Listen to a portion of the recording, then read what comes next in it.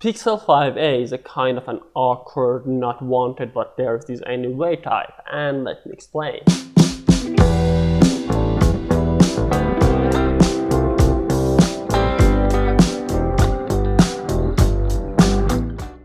This video is a short one because there's not a lot to talk about. As you know, this phone is exactly like 4a with a slight change. Same 165G processor, same 6GB of RAM, same 128GB of storage, same OLED 60Hz display, slightly bigger but same, but bigger battery and better cameras and different color. It's called mostly black. Am I the only one that sees this? Or this is green?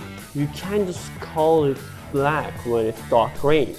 Come on, Google. That was my only complaint about this phone, and here comes the good part. It's a slight improvement, but at a cheaper price tag, $449 compared to $499, and it's functional as a smartphone. Most people don't need the top-of-the-line processor for their use. What they want is a reliable and functional phone that does everything, and everything means opening WhatsApp and Telegram for messaging, or opening YouTube, Instagram, Twitter with an update that keep their phone secure, and maybe a little game from time to time. They want point-and-shoot camera that can record or capture their memories easily, and that's it. So why you should spend $1,000 to do these things while this one does all of them in the half price? Usually manufacturers like Samsung in their mid-range market cut some things that you can't resist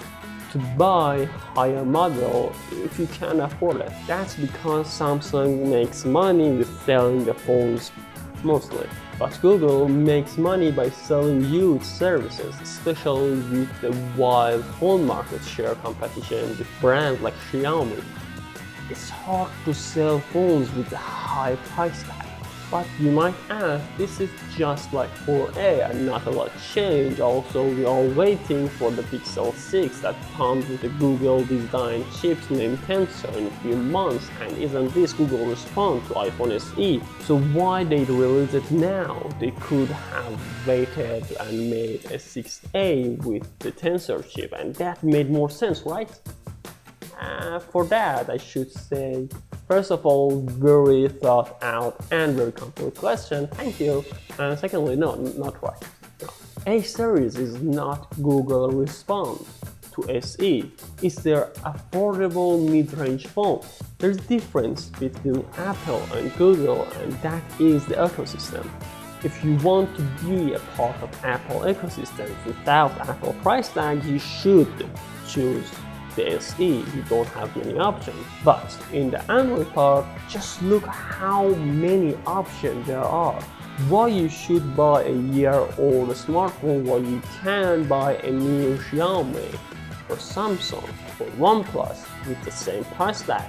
If you remember the part where I said most people don't care about cutting-edge tech, well, they do care about the age of their phone. Every Android manufacturer does this refreshment every year because you don't need to convince the old user to switch and upgrade to newer model. You need to attract new buyers.